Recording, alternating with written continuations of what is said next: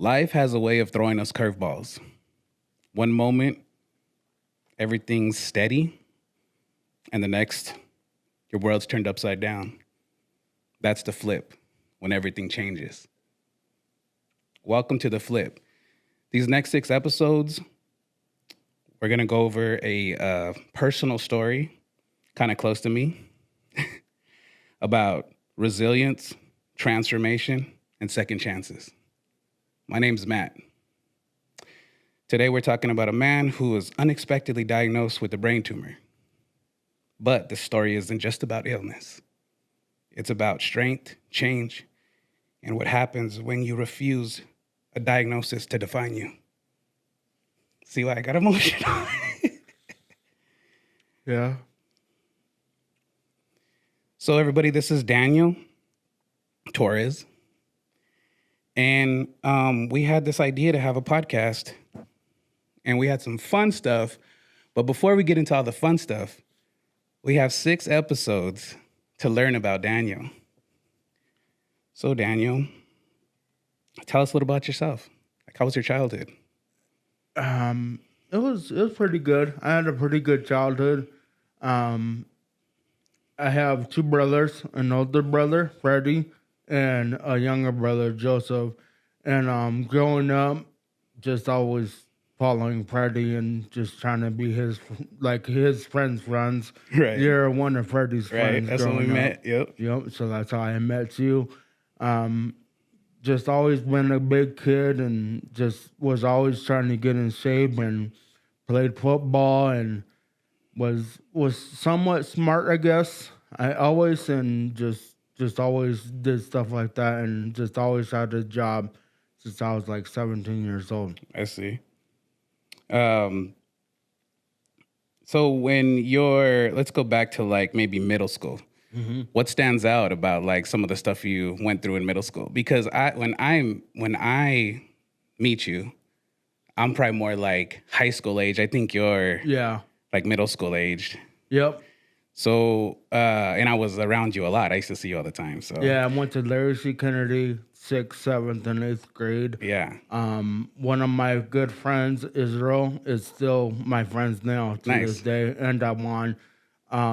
So you knew Daiwan that long? Yep. Wow. I've known Dawan since 6th grade. So wow, that's cool. He came from California and he moved to our school. Wow. Yep. What like who was your first crush in like middle school?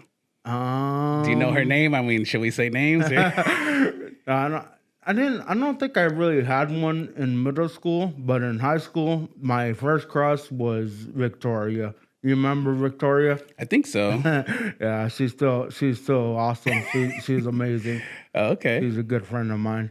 But like, yeah, growing up, that's basically what it was. I mean, I didn't really get involved like with girls because I was a big dude, and so like later on in life I finally did. But like, yeah, I've always been concentrating on getting in shape and just being that dude. Right. When I was writing these questions, I was thinking about like when I would see you in the house. I would see you a lot, and I'd be like, I'd go pick up Freddie, and if he wasn't available, I'd be like, Daniel, get ready, let's go. Yeah, that's funny. Yeah. So, you go through high school. Where'd you graduate, by the way? I don't know these things. I graduated Camelback High School. Oh, yeah. Dang, you went while I was there. Yeah. Dang. Yeah, I went all 4 years at Camelback High School. Okay. Graduated Camelback High School. Maybe I just forgot that. I don't know. Yeah.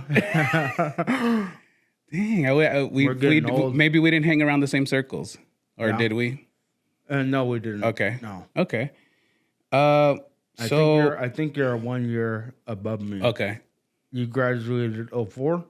02. 02? Yeah. Yeah, vice versa. I was 03 when I graduated. So you're out of high school now. And to the people at home, we're trying to walk you through like just the story of Daniel. So you're out of high school now. Mm-hmm. Like when you're in high school, okay, you're going through that stuff, friends, whatever. But now you're getting out of high school. Like, what do you think you're gonna do? Like, what's your dream job? Like, so early on, like early 20s, like like very early 20s, I went to real estate school. Okay.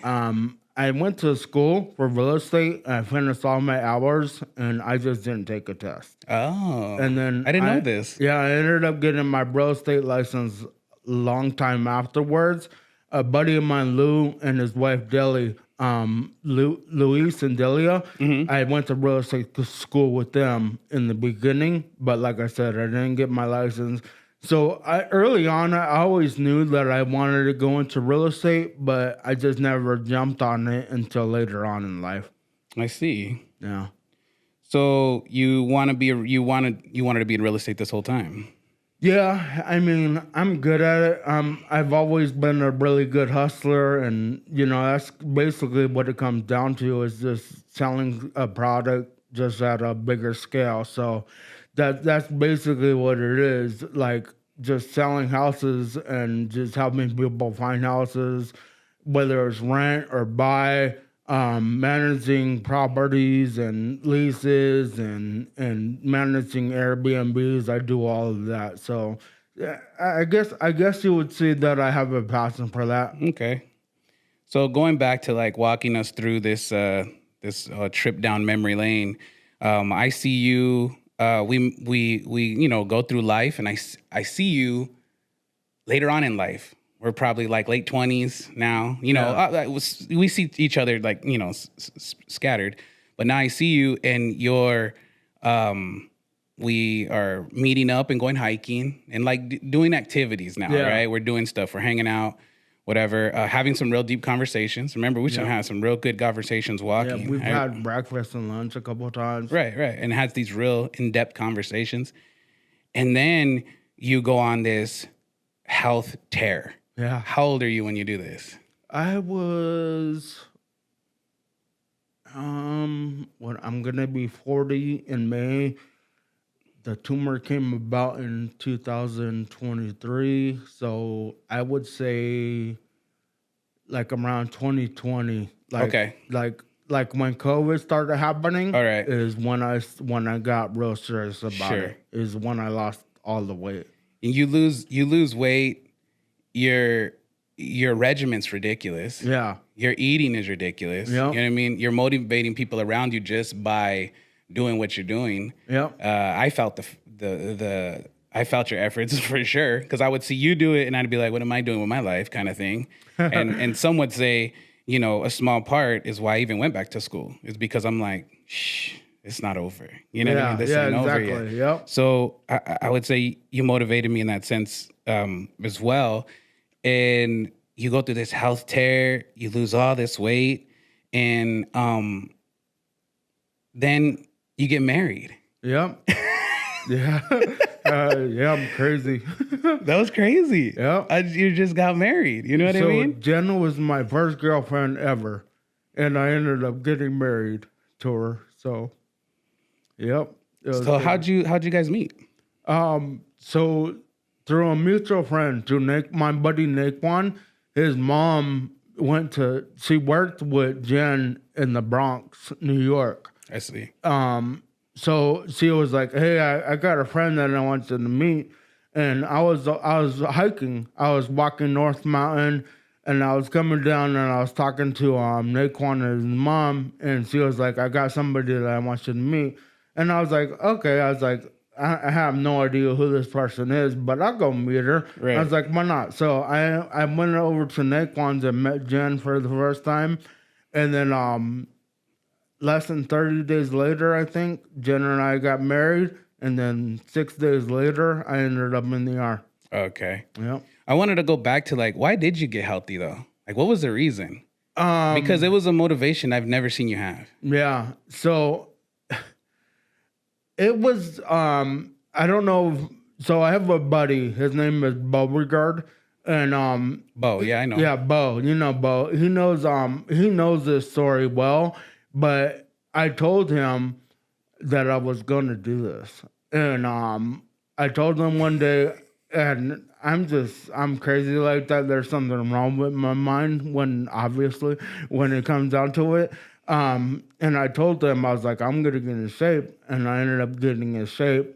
I kind of put my head down, and there was like a light switch that went Just off. went off. Yep.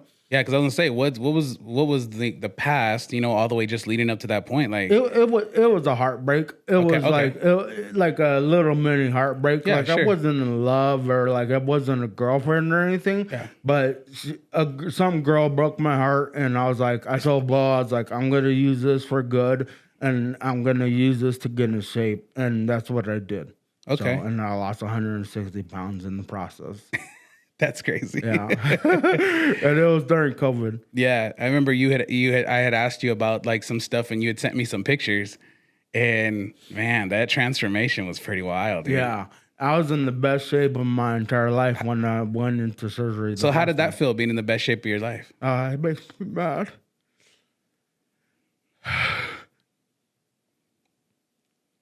I was telling you that I was going through my planner that I had from 2023 leading up to when everything happened, and I think 2 weeks prior to my first surgery, it says 100 on one day, and I remember what that was. That was hike 100 in a row. I was going to the gym nonstop. It was crazy. I was in the best shape that I've ever been in my entire life. So, yeah, take your time. So you get married. I remember being pretty shocked about that. And then when we would go on hikes and stuff, you would complain about like your balance and stuff. Yep. And I'm just like, you would tell me things like, I might fall off this mountain. And I'm just like, bro, there's no way. Like you would hit a rock before, you know what I mean? And when we would hike, I had to stand on one side of your body because you couldn't hear me in the other ear. Yeah. And then I think we talked about it, and you just kind of chalked it up to like the way you listen to music. I forgot like why you shot a gun or something. Yeah, exactly. So I thought that I blew out my eardrum. Right. Shooting. So that's what I chalked that up to. The balance has always been an issue. A thing, yeah. I thought something was wrong with me physically because of it's my like a balance. Bad knee or just bad core or something like that. And I used to complain about it for like 10 years to my buddy Nick when we used to go to the gym. And I used to tell him I have bad balance. And he'd be like, oh, you'll be all right. Like, you just got to get a little bit stronger. You got to make your legs stronger. Right. And so that's basically how it was. So I want to be real careful about this because I kind of like want to walk it slow because I still sometimes want to like understand it as well. So you have those, we would find out later that those symptoms actually meant something. Yeah. So walk me through the process, and I mean, just of how you found out, like, about your diagnosis. So Jen was pushing me to get insurance, and she was like, go to the doctor, get insurance. And then when my little brother got home, he was like, you gotta go to emergency. He knew something was wrong. I hadn't seen my little brother in 5 years. He was away, we say, for college, but... He was sitting down for a little bit. Yeah. So when he got home, and like when him and I would be in the store, or like I took him to go do like a couple of jobs, he noticed something was wrong. And he was like, you need to go to the emergency. He's like, something's wrong. So it got really bad in those last couple of weeks. So one thing we didn't say is you were getting headaches. Yeah, yep. Okay. Like migraine headaches? Yeah, but they came out of nowhere. Okay. The migraine headaches. So that was like the last symptom. Okay. So like that's like when I think like a couple of weeks went by and they're happening to the point where I was like, okay, the headaches got me to go, and the drooling on my right side.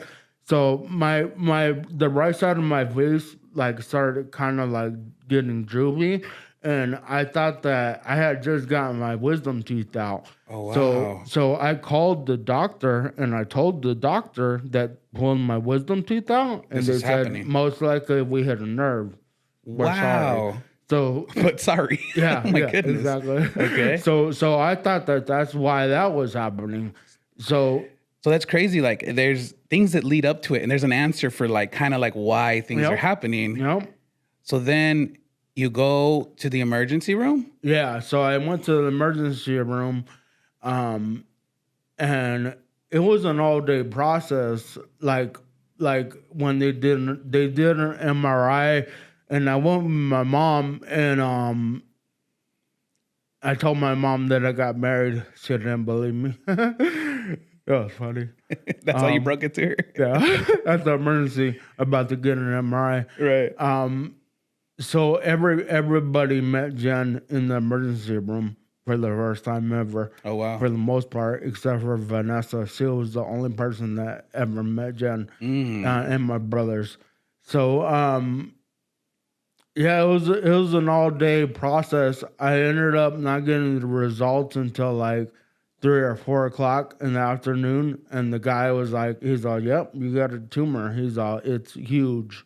Wow. We got to admit you to the ER. You're gonna go to emergency surgery." So you knew that day that you went in for that ER, they diagnosed you that day. Yeah, You seen it. Wow. Yeah, so I had an appointment like a week later with an ENT. Okay. I had already went to the ENT doctor, Right. and they ran a couple tests and like hearing tests, and like the doctor nonchalant, he was like, "You probably have a tumor." He's resting against that ear canal. Huh. He's also, "I'm gonna put a referral in for an MRI."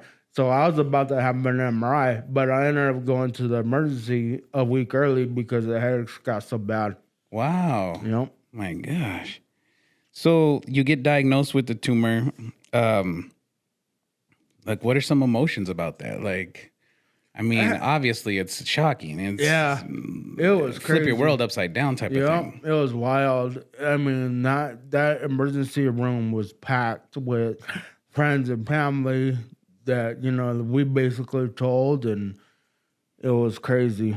It just, I'm an emotional person as it is already, so just when that happened, just all of it started pouring out. You know what I mean? Yeah. So just knowing where I was in the best place of my entire life, finding the girl of my dreams, and then having to go through all of that, it was just crazy. Being in the best shape of my life, not really drinking a whole lot anymore. My diet's on point. The gym is on point. Hikes are on point. Just real estate's on point. You're hitting a groove in life right now. I'm killing it. Like I'm doing amazing, and making the most money that I've ever made, and then everything stopped. Everything comes to a halt. Yep. So you go in there, they assess it, they tell you you have a a brain tumor, and you know the name of it. I don't actually know the name. It's an acoustic neuroma. Acoustic neuroma. Okay, an acoustic neuroma. Yep. Neuroma. Okay. Right. And this is like, what do they say? Like, is this fatal? Does it need to come out immediately? Like, what do they say? So it's been growing for about 10 years. Oh, so, okay, they know that. Like, give or take, Okay. 10 years. Causing all of those symptoms. Wow. To basically happen. Balance. Yep. Pushing against your ear canal. Yep. Headaches. Yep. Drooling. The side of your face was kind of drooping a little. Yeah, and that's what the drooling Vision stuff. Little vision. Vision. Oh, swallowing. Wow. So the swallowing got really tough. That's about it, I think. The vision, no. The vision, okay. not That was until after the okay. surgery. All right. So, then, you go through all that. You find out you're in the hospital. I'm just like, I try to understand. Like, I try to put myself in that situation, like time and time again. Like, are you thinking like fatally, like I'm done? Or are you thinking like I'm gonna Yeah. get through this? No, at that time, at the moment when I got the news, I was because we didn't know if it was cancerous or Oh, not. I see. Yeah, basically, I was like, oh, like what the heck, like this is all bad, like. Yeah. So I was thinking the worst at that time for sure. All right. And then when do they break the news? Like, I mean, obviously that needs to come out or surgery. Like, when do you start having that talk? So leading up to the first surgery, the doctor, he didn't give me a chance to like get like a second opinion or nothing. Right. Like he was basically like, This is severe. no, like I got to go in and get as much as I can before it kills you. So he had to go in and get it, and then he had to go in a second time and get more, and then he said you got to have radiation. So I did 20 treatments of radiation too. Wow. Yeah. So he says you got to go get surgery. And this is booked like how close before you find out? Like from the time everybody's in the hospital and you're getting this news broke to you, he's like, I need to go in there to save your life, basically. They told me that same day, pretty much. Wow. So when do they set up the surgery? Like how far? I ended up having surgery like 2 weeks after I was admitted to the ER. Because I remember visiting you in the hospital. Yeah. So you were in there getting ready for surgery, getting prepped for surgery. I'm pretty sure I was in there for 2 weeks. It was the longest 2 weeks of my life. Oh, wow. Just waiting for the first surgery. That's crazy. Yeah. So Daniel, I really appreciate your courage. Yeah. This story's so hard to talk about. I mean, when I sat down to write questions to ask you, I got emotional myself. Yeah. I have a such a deep love for you. You know what I mean? And I express that to you quite a bit. You know, so I really think it's brave. I think you sharing your story. I think this is amazing. We had this idea to do this podcast. Yeah. We're going to do it episodically. So we're going to do 6 episodes to, talk really about your journey. I appreciate everything you're doing because, you're still going. Like the other day we had a business meeting and I had to drop you off to go check out a door. That's what you call it, right? To go manage an apartment. So I was just like, this dude's still going. You know what I mean? That's amazing. So, I think it's going to be motivational for people to hear your story. And everybody out there, stay tuned. We're going to have 6 of these. So I really appreciate you watching this episode. Daniel? Thank you. No, I'm good. Yeah. All right. I appreciate your guys' time. Yeah. Thank you.